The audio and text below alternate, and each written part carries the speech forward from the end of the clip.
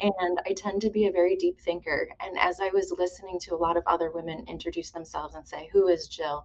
it always focused on a lot of like task oriented things, right? Like I'm a Mm, mom, I'm a wife, I'm a nurse, I'm right. And so, yes, I'm all of those things. But what I discovered was that if we identify ourselves by what we do or the tasks that we complete, when those things go away, then we feel less than and we've lost our identity. So instead, I would like to say, "Who is Jill?" I came up with a few things that weren't focused on tasks. Hi, guys. I'm your host, Megan Van Diepender, and this is the Empowerhood Podcast. I'm so happy to have you here. You know, motherhood is hard, and we are going to talk about all of the hard things that just are not talked about enough. So, buckle up and enjoy this episode. Everyone out there listening today, we have Jill Ensminger with us. Am I saying your last name right? Ensminger? Yeah, Okay. yeah. And she is going to talk to us about her journey through motherhood and her first child going off to college and just going through that whole process and all the resources that she used to, cope and get through that. So, Jill, why don't you start off and tell us a little bit about you? Who is Jill? Thank you so much. I first just want to say thank you so much for everything you do for the community, for women. Your podcast, I've been listening and I am so impressed and I'm so grateful to be here, to be invited, to be among all the other women that have been on your podcast. So thank you for doing this for women. Thank you for inviting me. And I'm so excited to share my story. So I just appreciate being here. I have listened to your podcast before, and I knew that that was going to be the first question that had lots of time to ponder it. And I tend to be a very deep thinker. And as I was listening to a lot of other women introduce themselves and say, "Who is Jill?" it always focused on a lot of like task oriented things, right? Like I'm a Mm, mom, I'm a wife, I'm a nurse, I'm right. And so, yes, I'm all of those things. But what I discovered was that if we identify ourselves by what we do or the tasks that we complete, when those things go away, then we feel less than and we've lost our identity. So instead, I would like to say, "Who is Jill?" I came up with a few things that weren't focused on tasks, right? And mhm, so I tend to be a faith seeker, always on a faith journey. I'm very passionate about life, always seeking, thrill seeking, wanting to do new things, meet new people, do whatever I can that's exciting. I also am very curious about things and consider myself a lifelong learner. Never want to stop learning, always want, whether it be in my field or in someone else's field, always listening to podcasts, always trying to meet new people. So that's where I tend to, how I identify myself. I also identify myself as really focusing on being outward facing in a way that I'm super passionate about creating an impact in other people's lives, very specifically women, children, moms, young adults. That's where I want to make the biggest impact through showing caring, loving, compassion, and empathy for that population. So that's in a nutshell who is that's me, right? yeah. Being a little bit maybe too philosophical and too deep for 9 o'clock on a Wednesday, but that's okay, No, right? I think that was amazing because I mean I think you're right. We do kind of just associate with ourselves with what we're doing, all the things that we're doing, especially as a woman, we have a lot of roles that we play. So yeah, and that I feel like I know you, so I mean that's you to the core. I feel like what you just said. So that was amazing. Yes. Thank you. Thanks. So how many children do you have, Jill? So I have three children. They range. I have one boy and two girls, ranging from almost 16. The sweet 16 is coming up Okay. this week, and then 18, and so every 2 years, Okay.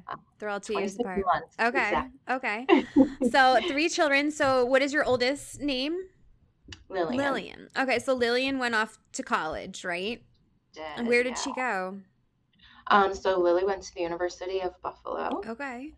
and so she's a junior. So Oh, wow. Okay. yeah, Now how far away is this from you? Like, is it drivable? absolutely. So 4.5 hours. Okay. We can do four Okay. travel there. Did that help through this whole process, or what kind of happened? What came about when, she was picking a college? Like, how did she pick this school, and were you involved in the decision? I think that I was. We originally lived in the Buffalo area for 31 years. She was Oh, wow. born in Buffalo, and so we lived there until she was 4. Okay. So she grew an attachment to Buffalo. My husband went to the University of Buffalo. She wanted to study pre-med, and so the University of Buffalo had an amazing program, and that was always her dream. And so that's how she chose it. Yeah. And you were supportive of that choice for I Buffalo? was, yes, I was super excited for her. Also, I was super excited that she was going to be near family Yeah. because all of our family and friends are Are there. still in Buffalo. Okay. Yes, Okay. yes. So leading up to her, graduating high school and all these, big milestones coming up, like how are you feeling towards it? Yeah, so I thought that I prepared myself, right? I did all the things. I was focused on mostly like, okay, so we got to get through graduation and then I have a party and then so super distracted by all the fun activities, Hmm. but not really focused on preparing myself for the actual milestone. I had an anticipation that it would be hard, but it was almost like, okay, let's get there and rip off the Band-Aid, right? Yeah. Um, it was the anticipatory. I didn't have a moment where I could process it because it was happening so fast. Yeah. And there were so many other activities that were happening. Right. So I was excited for her. I helped her through the process. But I was just really busy with party planning. We had a big graduation party and all the fun milestones that come along with graduation. Yeah. We were celebrating and it was awesome. Yeah. And then it's, shopping for all the things and it Right. was a lot of fun. So that whole process was good, but I wasn't very forward thinking about what it would actually look like once she Okay. didn't return home with us. Right, right. I mean, I feel like that's so hard too because they're going through such a big I change just too. You have lost to you. prepare her, to not Reason. be with you too. So it's like you don't really have time to think about yourself. You're trying to get her all prepped and ready to be on her own. Megan, I'm sorry. I can't hear you anymore. I don't know Oh, what happened. it's okay. Can you hear me now? Mm-mm. Can you hear me? Yeah, Okay. it's weird. Hmm. Mm, I don't know what changed. Let me try to exit out and come back in. Let me see. I'm going to leave and come back in. My microphone is on. Oops, hold on. I'm sorry. Okay, I got you now. Can you hear me? Yeah, it was my fault. I'm so Oh, sorry. no worries. It's fine. Okay. Okay. Um, oh, so yeah, so I was saying that I feel like when you're going through that process, not that I've been through it as a mom, but I remember when my sister went off to school, it's like as a parent, you're preparing the child to go off and be on their own too. Not only are you buying all the things, but like mentally preparing for them to go and be completely independent, on their own. So like you almost get forgotten where like your feelings don't seem as relevant in those moments. Did you feel like that kind of going into it and then it was just like you hit a wall?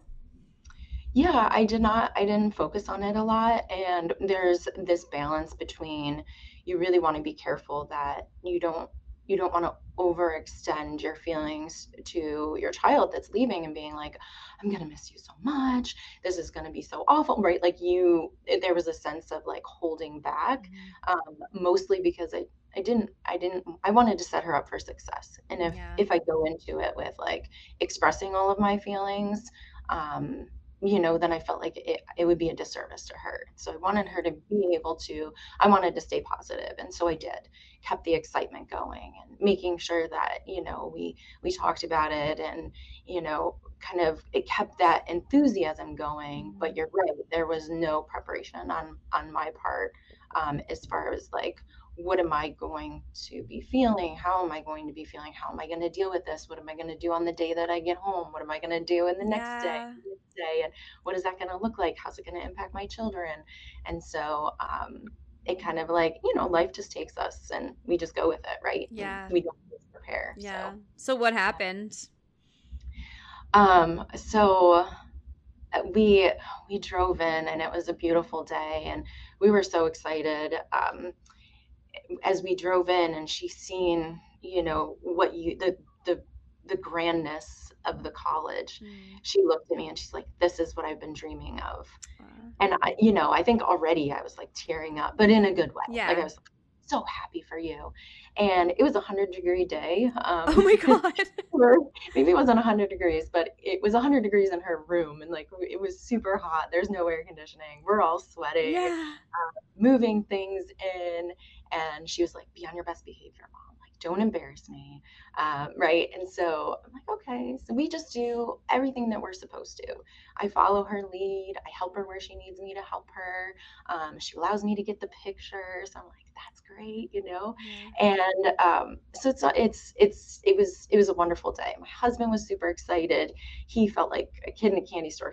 We never had that experience of going away to college and dorming. And so Okay. we were so thrilled for her. And we stayed throughout the day to just be supportive, but we gave her some space to set up a room on her own. And then we would come back and we'd be like, we're going to go to the bookstore. Oh, we'll go over.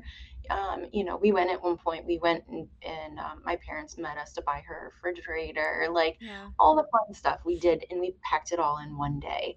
And then it was time to go.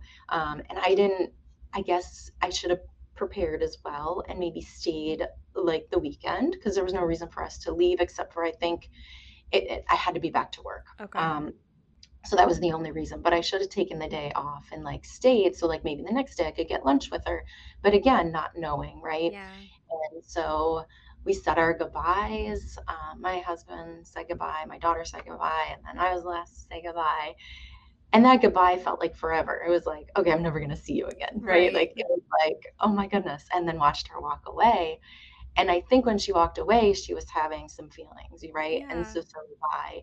And then watching her walk away, I was just like, okay, all right. So I just get into the car, and my daughter was sitting in the back, my husband was driving, and the ugly cry just came, Oh my gosh. and then the sobbing, and then the ugly cry, and my poor daughter, who what was she, like 13, 14 at the time, and she never heard me cry, I don't think, like that. So she Yeah. just was giggling. She's like, I have no idea what to do right now. You were Mom, making her nervous with your. crazy. You're crazy. You sound ridiculous. And I just kept it just wouldn't let up. And then it let up for a moment because my phone rang about maybe an hour and a half in. And it was my daughter already calling me. Yeah. And she needed to work through a social situation, Already? yes, it was her first day at college, and she needed to, what was the evening time, so it was about like, what am I going to do for dinner, where do I go, who do I go to dinner with, Yeah. how do I figure out how to navigate how to get to dinner. And so it wasn't like she wasn't capable of those things, it was just like, okay, help me go through this Yeah. process, right? And remembering too, at the time it was COVID, so we all still had masks on. Yeah. She graduated during COVID, and so it was a time where social skills were a little bit diminished, Yeah. right? And we were learning how to navigate a new social network. Yeah. And so yeah, she called me, and so the tears stopped, and I was like, okay, I got to get on. Like, I gotta just figure this out. And so walked her through some of that, and then just said, okay, for the next 2 hours, maybe I could keep myself together a little bit for the rest of the ride home. Um, but it definitely it was a challenge. I'll remember that day Yeah. forever. Yeah. And it definitely was a challenge, mostly on the way home. The day was celebrated beautifully, and we tried to support her in any way, and I didn't let her know that I was feeling, that is such in the moment, such in a moment Yeah. of loss. I tried to stay really positive Right. for. Right. Because I mean, it is a loss. Your child, your baby's out of the house. And so, Yeah. how do you go about? So, you said you didn't have anything planned. Like, what am I going to do the next day? Like, what am I going to do the next day after that and whatnot? So, like, if you're going through a loss when it's not like a death, but like your child is flourishing and growing and, going out on their own, where do you go from that? Like, what happened in the next steps, after that?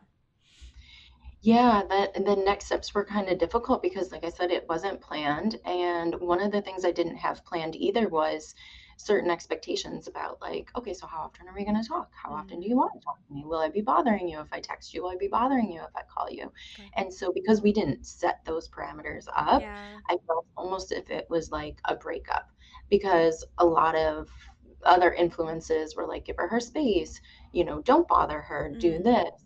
And then in the meantime, there was family that lived in Buffalo that was still able to see her, was still able to talk to her. Right. Um, and so it felt very unnatural to me.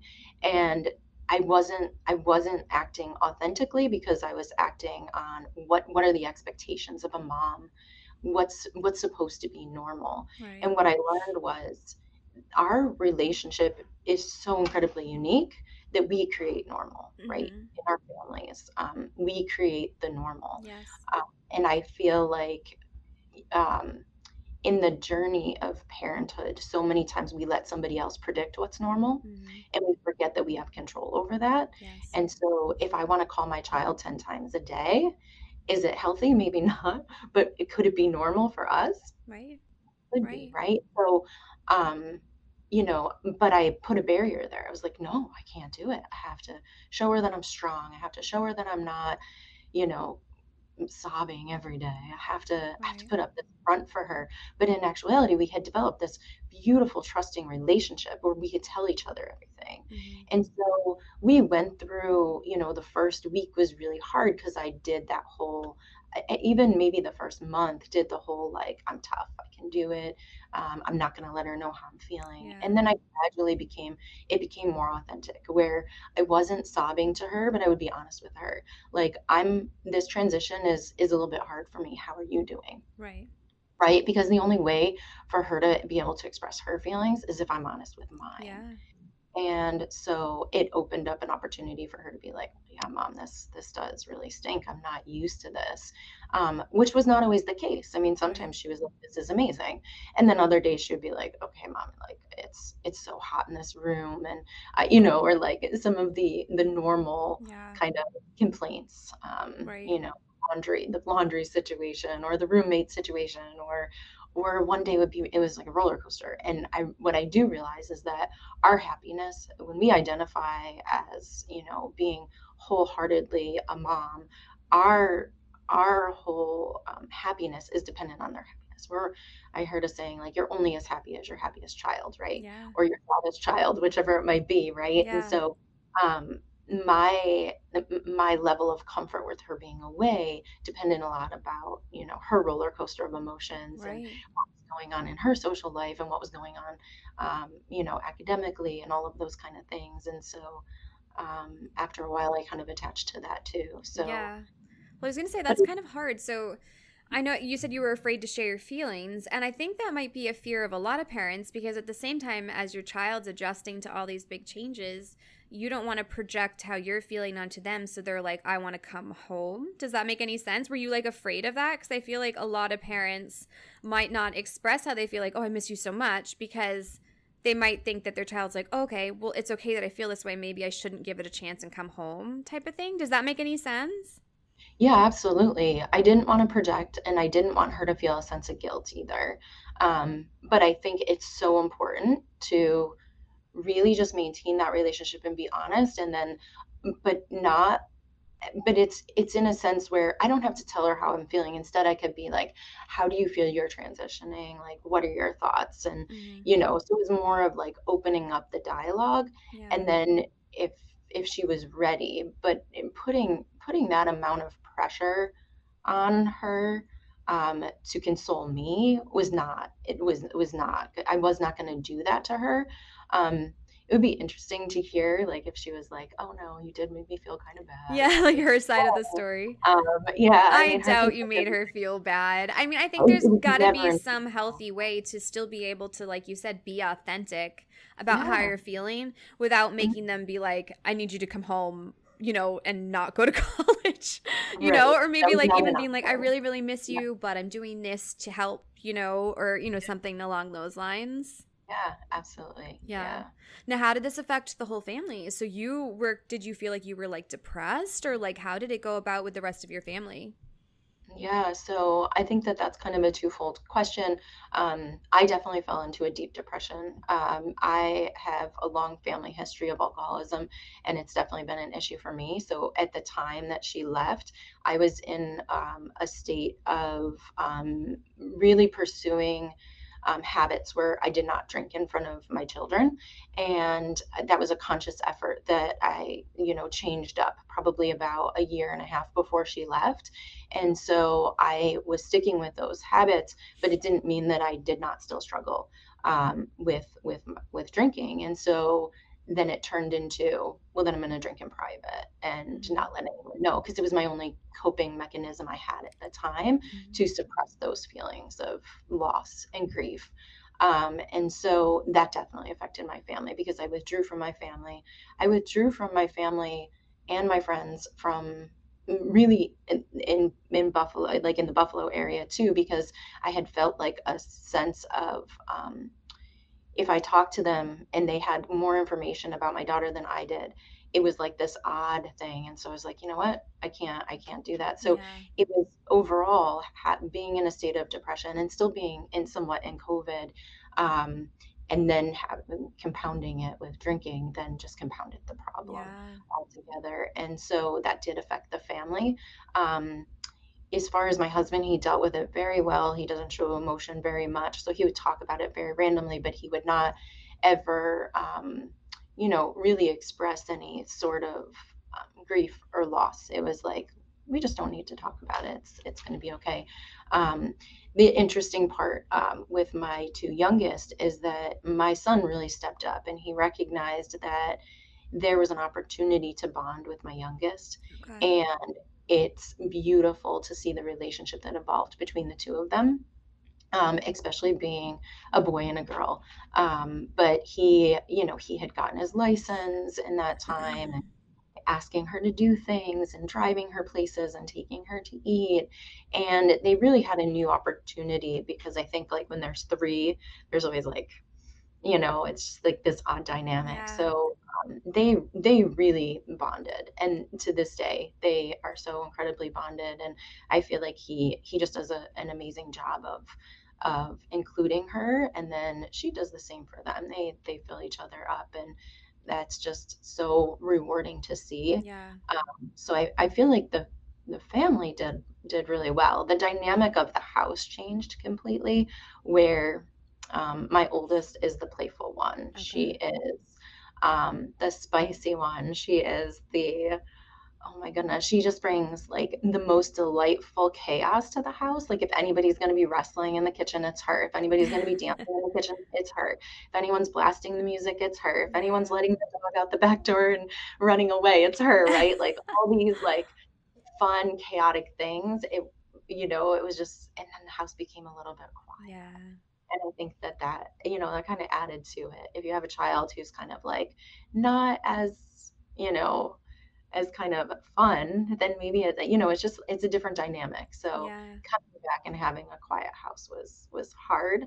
But I think, the two youngest, they tried to, make it a little more fun for me. Yeah. So So there was some positive things happening. Yeah. absolutely, absolutely. So Yeah. how did you come out of this depression and, cope? Yeah, I want to say it's still a journey, right? Yeah.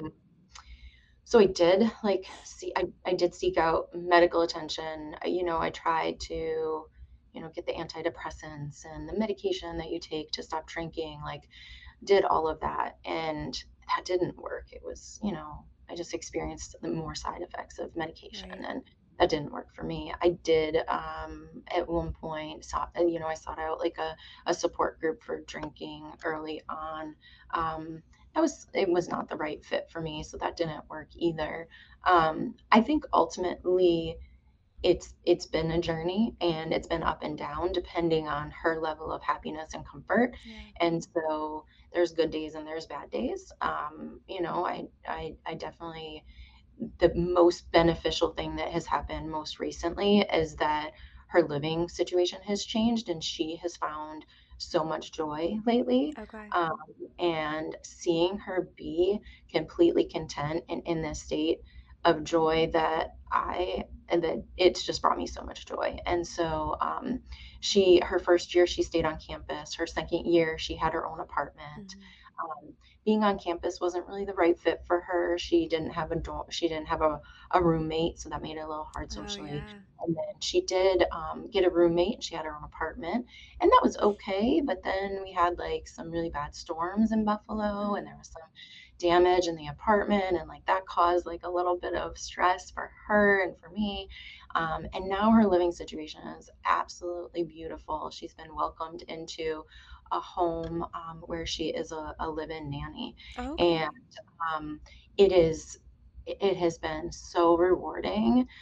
She feels so part of their family, and when she makes comments like, "Oh, I'm gonna be spending the night with the family tonight," and when she calls them the family, it warms my heart so Yeah. much.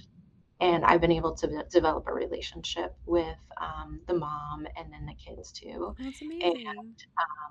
it has just brought so much joy to our lives. Like when I reflect on 2023, I'm like, oh, I had told the mom, I was like, you've changed our lives and brought so much joy. And so I think I think finding joy in those things, in the circumstances, and just recognizing like this is part of life, and really coming to that, that Yeah.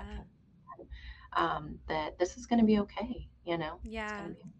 I mean, it sounds like you've seen her grow so much and you've kind of been able to like grow with her with your relationship. Is that how you feel now and what helps you, bring joy into your own life, thinking about her?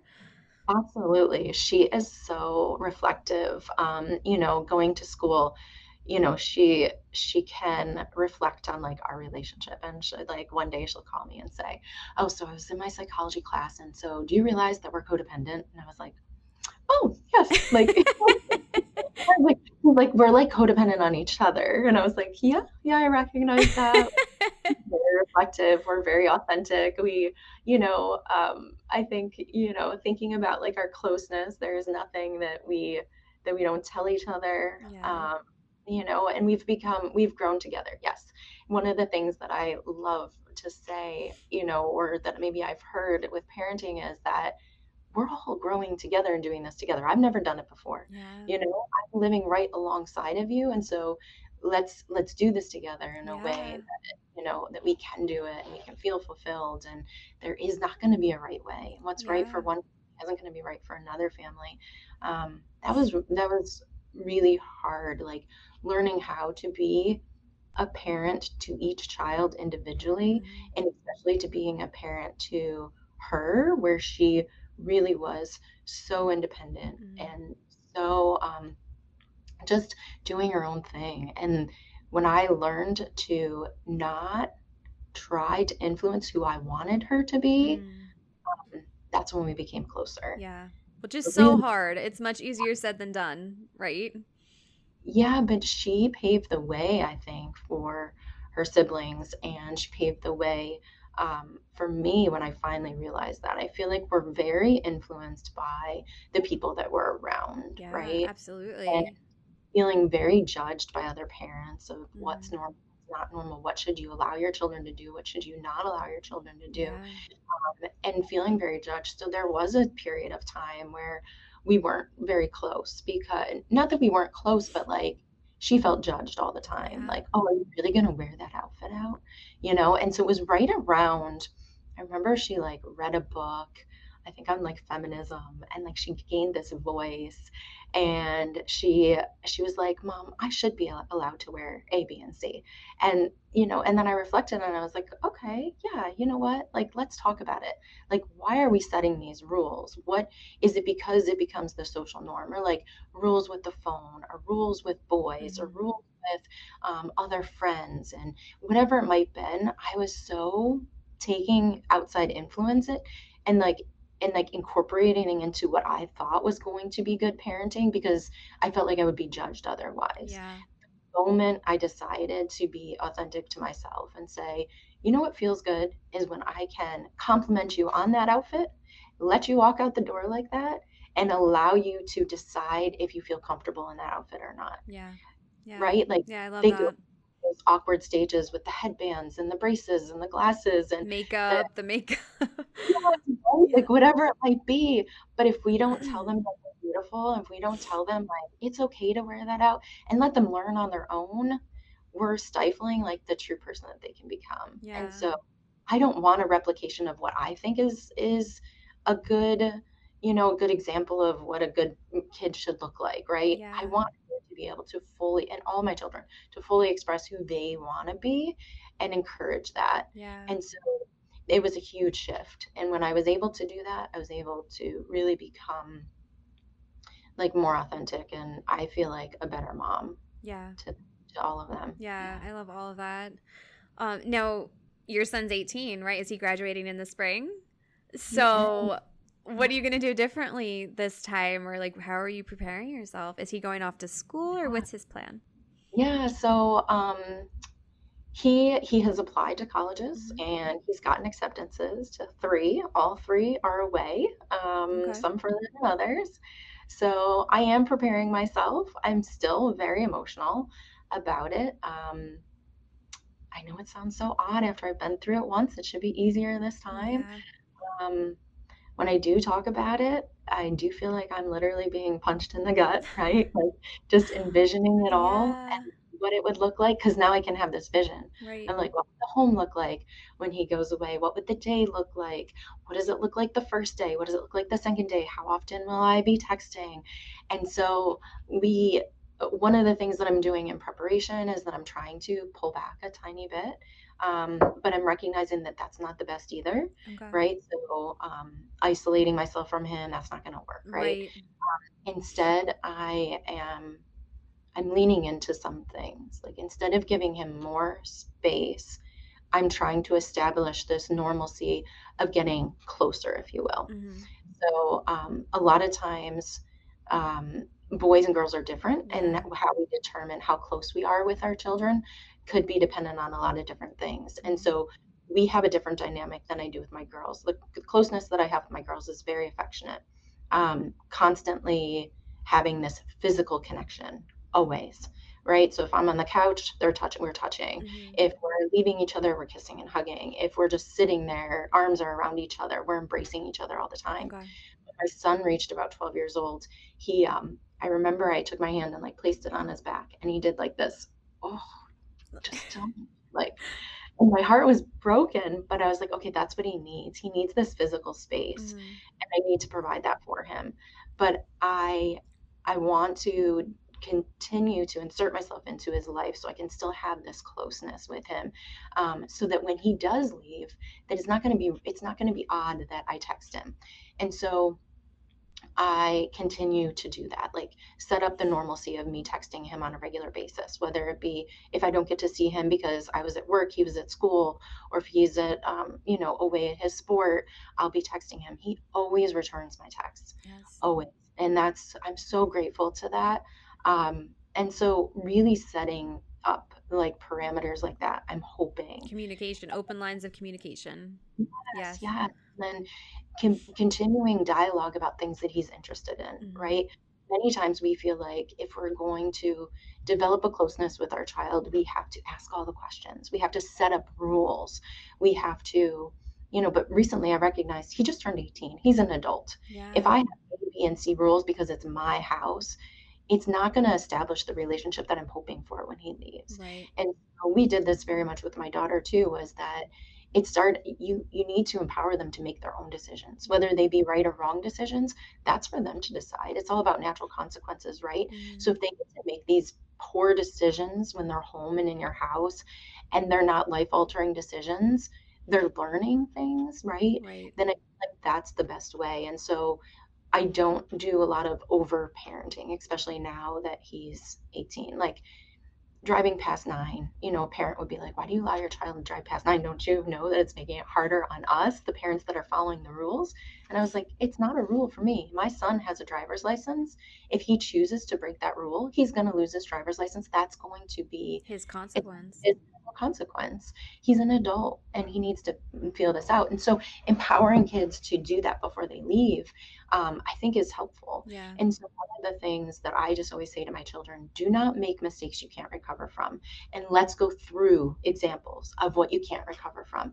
And don't ever be afraid to come to me. And so I think that's the biggest thing too, is how you create that closeness with your children. As you say, I won't be, if you tell me A, B, and C and that you made this bad decision, there's not going to be a negative consequence. The negative consequence is that you chose this, that you chose that decision, and now you have to live with the consequences on your own. But it's not going to be a punishment from me. And of course, you have to. That's how I choose to parent my teenage children. But the work that I did before getting there, right? I think my daughter was like 13 or 14 when she told me, Mom, you did your job. Now you have to sit back and see if it worked. Right. And so she's like, I get to decide if I'm going to take your advice now. And so, building that in, I think, is so important. So, kind of like went a little bit around about answering that question, Yeah. but No, it's I'm okay. trying It's great. in that decision making, establish those relationships, really, really getting in his space. I know that sounds really odd, but a lot of times parents will stand outside of the bedroom and ask questions from the hallway or the doorway. I just go right in. Yeah. I just go right in. I sit down. I don't clean up his room. I don't talk about how messy his room is. I don't ask him to clean his room. Yeah. Um, I just am trying to establish and maintain a trusting relationship so that when he is away, it's going to be normal. Yeah. So Yeah. I mean, is that the advice that you would give, to parents out there that are, their kid is getting ready to go off to college or, to start a career or whatnot and move away?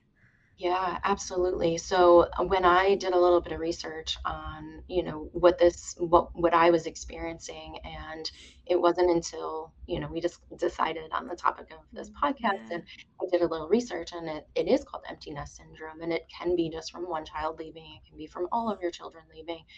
There are some certain things that set you up for having a difficult time with this. And so if you're in a situation where you don't have the social support, so I didn't have my family here close to me, if you're not in kind of that a loving, committed relationship, supportive partnership, if you don't work, right? If Mhm. right, there's certain things that or variables that will lead to potentially increasing your risk. And so identifying that first, Okay. right? Any potential substance abuse, things like that. So identifying your risks of what it potentially would look like, I think, is really first and foremost, so that you can be proactive. Okay. I think the second thing is by preparing. So I always think to myself with parenting, you want to start with the end in mean. The end goal is that your children become loving, caring, empathetic adults, Yes. right? And so Yes. by showing them that unconditionally. So it's not dependent on what they wear. It's not dependent on if they clean the room.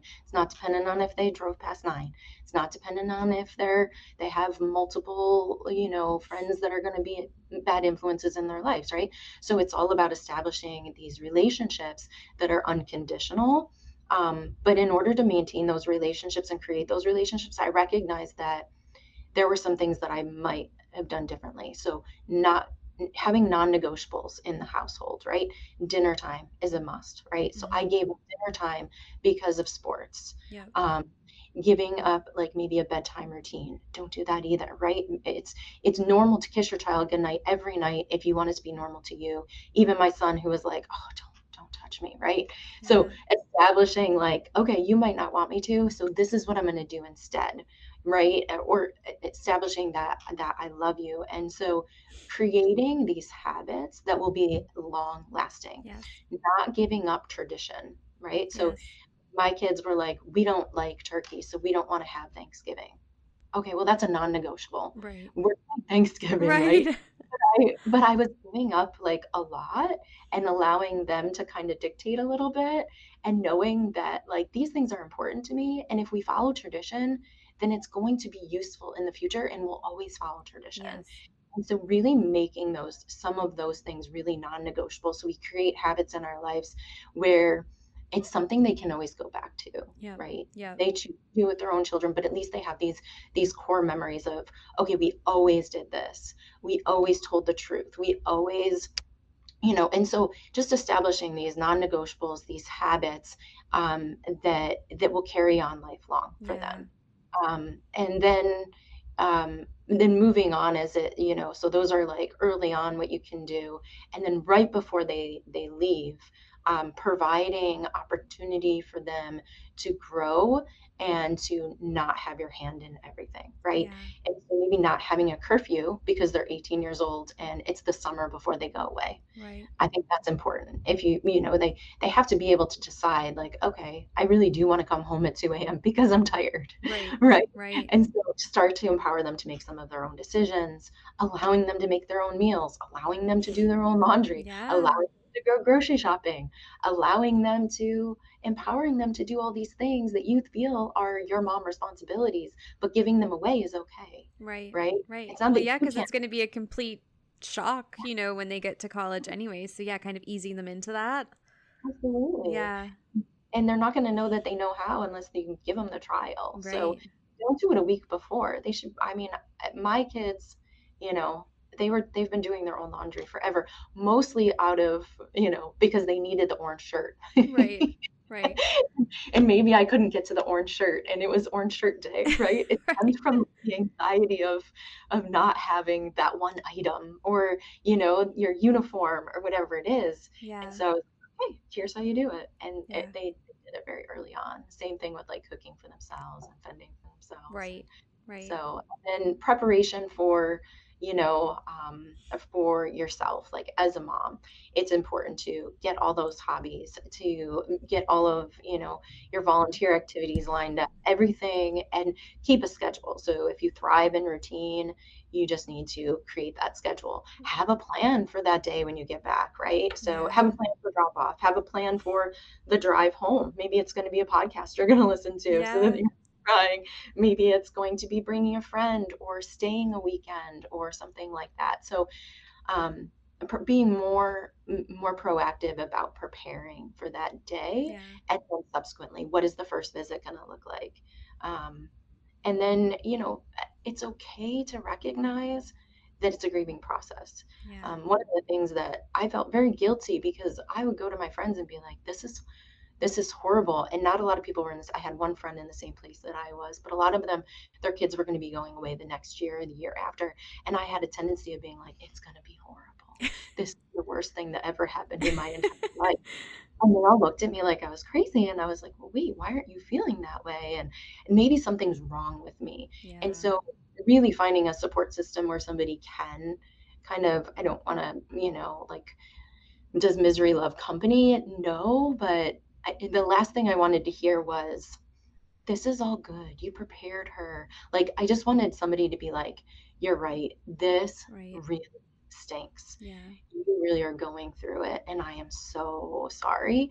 And I will just sit here with you for the moment. Yeah. But, being in an odd scenario where I'm not home with all my besties, and there's there's these weird shifts of like friendships where your friendships when you're a little bit older depend on what sport your child's in, right? Yeah. And so they shift, neighborhood friends to sports friends, and then recognizing like, okay, so really finding a social network is so important, and preparing for that, and then building in new relationships that aren't going to take place of that relationship, but you know really volunteering, Yeah. um, getting a second job. Like, Yeah. I'm already preparing for David, and I'm like, okay, where's my second Oh my job? gosh, you're already busy enough. What are you talking about, lady? I know, but I'm like, okay, I'm busy because he's busy, and they do tend to, they do tend. And one last piece of advice that in the preparation, and my parents have told me this too, and I think it's true. When your kids ask you to do something, that's a non-negotiable. It's always yes. Okay. Can we go to Target? Yes. Will you come to this with me? Can we go to the movies? Can we do this? Hands down, the answer should always be yes. Something as silly as my son, he turned 18, so he's really excited because he gets to go to the casino. Well, Okay. he was going to the casino, and I was like, okay, I'm just gonna go. Let's just go and experience it. Yeah. Now, I don't promote gambling. I've never been. I was at the casino once before that with like my grandma when I was younger, like in my 20s. She's like, please go to the casino with me. But this is something like he's experiencing. And I was like, you know what? I'm just going to do. So make those adventures Yeah. non-negotiable, where you always say yes to your children, because there's going to be a time where they're going to stop asking you. Yeah. And so it could be something so crazy, and I won't go skiing. Like, there are certain things like I can't No physically skiing. do, but I will be in that lodge, right? I'll Right. be so I really try so hard to Yeah. just say yes I to love everything. that. And it is Like, hard to always say yes, because we do have our yeah. own agendas and there are Mhm. things that we don't want to do. But you're right. I mean, you do kind of run out of time. Life is short and they get big really quickly. Yeah. Yeah. It will even be something as simple as, like last night, my daughter was like laying in bed, and she calls me on the phone, Mom, can you come here? And I was in the middle of something, right? Like, Yeah. I was deep in like this project. And so I wanted to say no. I was like, Yeah. yeah, I'm coming. You called me on the phone and you need something. Right. It's in creating those habits that create the sustainable closeness and trust Right. that I will always be there for. I mean, that's so silly and so simple, but Yeah. I just always want to be, as long as it's a safe scenario and I can say yes and I can physically be there, Right. I want to Right. be there. But recognizing too, we do have to carve out time for ourselves, recognizing that things will change. Right. Um, but this is a temporary state where you're just in the moment of creating and establishing habits and relationships that are going to last a lifetime. Yeah. And then there's just going to be a transition of how we parent, right? Right. Right. Yeah. Oh, this is so amazing, Jill. Thank you so much. This was like above and beyond what I thought. I think this information, these resources are just incredible. And obviously, I'm there for you always, especially when David leaves and whatnot. Thank you so much. We'll be able to do our walks again by the spring. I know, right? I promise I will not bring the ugly crying. That might Oh be a my few years. God. You can totally bring the ugly crying. I will not judge you. But thank you so much for sharing. Again, I think this is just all incredible information. And I think, like you said, just knowing someone and being able to relate to them and be empathetic and be like, oh, you're going through the same thing as me and it stinks, and just having these resources to be able to kind of pull yourself out. It's just so important. So I really appreciate it.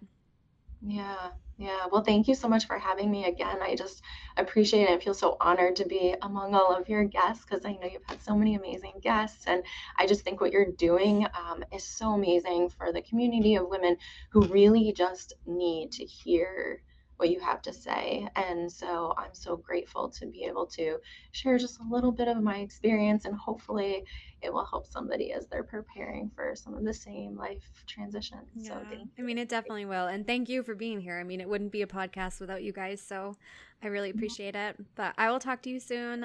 Thank you. Okay. Have a great day. You too. All right, Okay, bye-bye. bye. Thank you so much for tuning in today. Empowerhood is brought to you by Flourish Everyday Coaching. Check them out in the link below. And again, thank you so much for being here. We really appreciate it. If you could take 60 seconds of your time and leave us an Apple review, this helps share the news about this podcast and help women all over the world. If you want to see the video version of this podcast, you can go to our YouTube channel and subscribe there. Thank you so much, and we'll see you at the next episode.